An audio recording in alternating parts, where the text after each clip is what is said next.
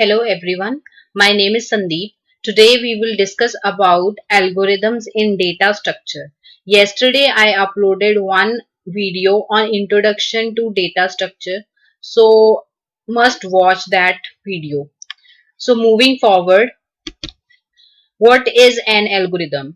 Algorithm is a finite sequence of instructions, means those instructions which has a clear meaning, and those instructions should execute or should perform a particular task for a finite length of time. Means N algorithm क्या होता है कि हमारे पास कुछ set of instructions हैं जो कि जिनका कोई ना कोई मतलब होता है और वो एक सीक्वेंस में एग्जीक्यूट होती हैं, उनको हम एल्गोरिदम बोलते हैं।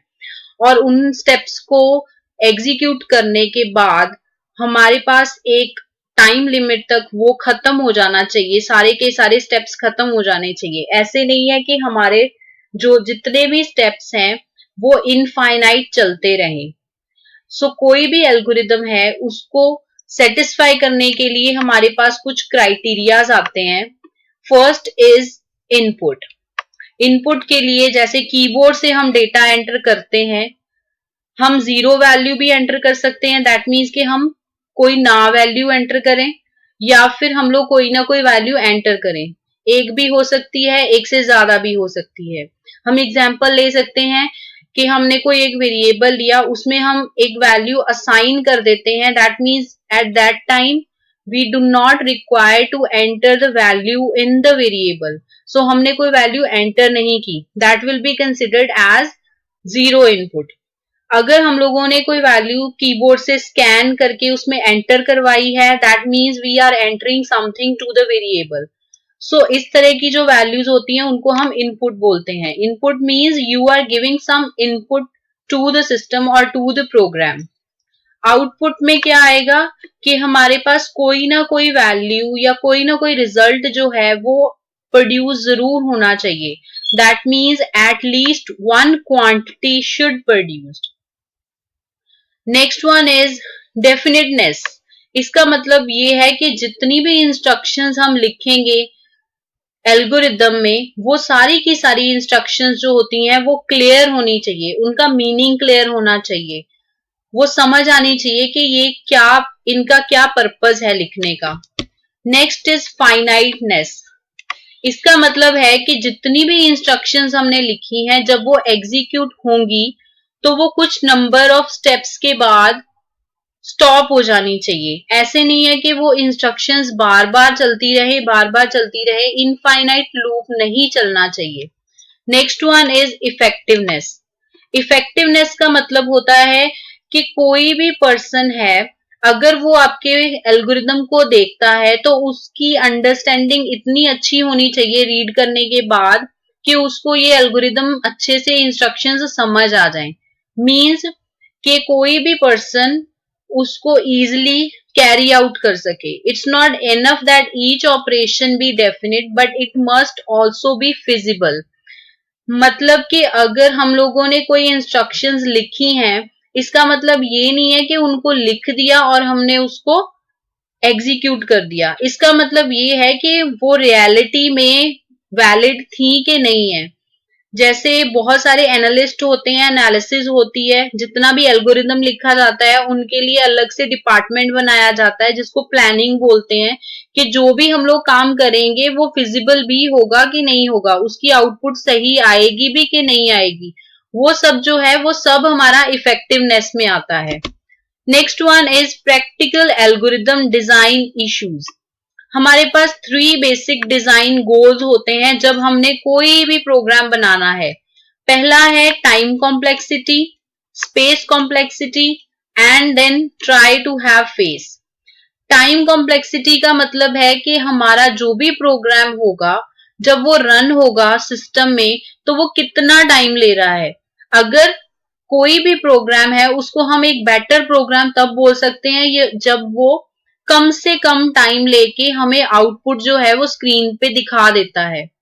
इसी तरीके से अगर स्पेस कॉम्प्लेक्सिटी की बात करते हैं, दैट मीन्स कि जितना भी इंस्ट्रक्शंस हैं, वेरिएबल्स हैं, कांस्टेंट्स हैं, वो सब के सब मेमोरी में कुछ ना कुछ स्पेस लेते हैं। तो वो जितनी कम स्पेस लेंगे दैट मीन्स कि हमारा प्रोग्राम जो है वो अच्छा है। सो किसी भी प्रोग्राम की परफॉर्मेंस को चेक करना है तो हम लोग ये चेक करेंगे कि उसने मेमोरी में कितनी जगह ली और कितने टाइम में हमारा प्रोग्राम जो है वो रन हो गया। इसके लिए अलग अलग मेथड्स आते हैं, अप्रोचेस यूज की जाती हैं। First one is analytical and the other one is experimental. Analytical methods में हम लोग एनालिसिस करते हैं, चेक करते हैं, फिजिबिलिटी चेक करते हैं, और जो मेजरमेंट्स होती हैं वो हम एक्सपेरिमेंट्स कंडक्ट करके देखते हैं।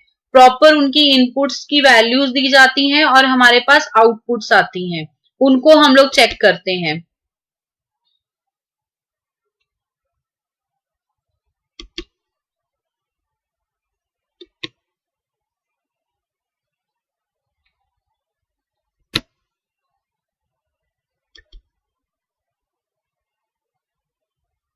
Okay, next one is time complexity.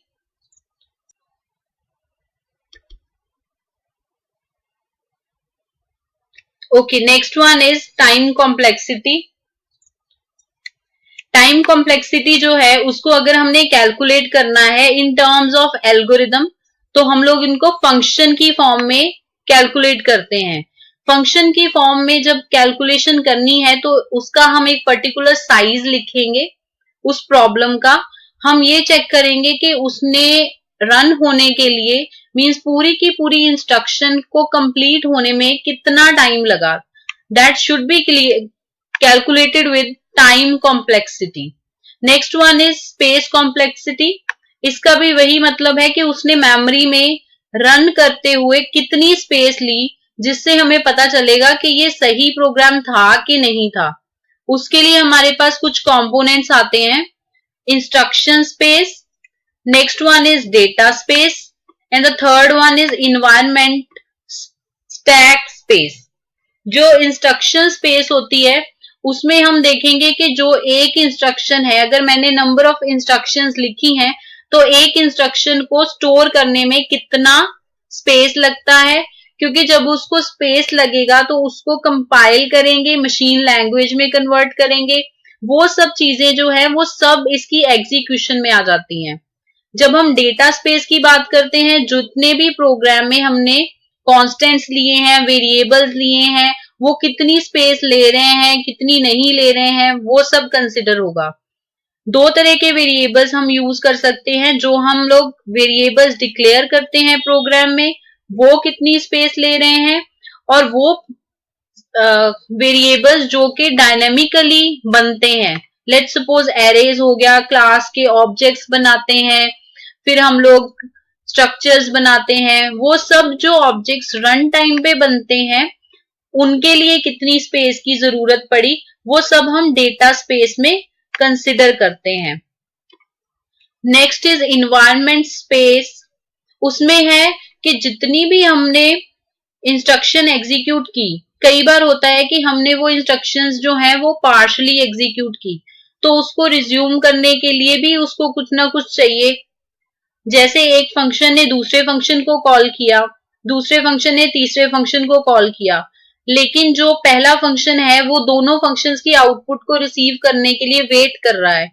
That means कि उसको रिज्यूम करना पड़ेगा एग्जीक्यूशन को।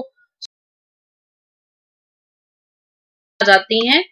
नेक्स्ट है जो इंस्ट्रक्शन स्पेस होती है, उसमें हम देखेंगे कि जो इंस्ट्रक्शन को एग्जीक्यूट करना है उसके लिए मशीन कोड को कन्वर्ट करने में भी टाइम लगेगा, उसको स्टोर करने में भी टाइम लगेगा, एंड देन उसको टाइम कंपाइल करने में भी लगेगा। फिर जो उसने टारगेट कंप्यूटर है उस पे जो उसने आउटपुट डिस्प्ले करनी है उस पे भी उसको टाइम लगेगा। So this is all about instruction space, data space, environment, stack space. Thank you so much. Thank you so much. In case you need this course, then you can call at 9988016153. Thank you.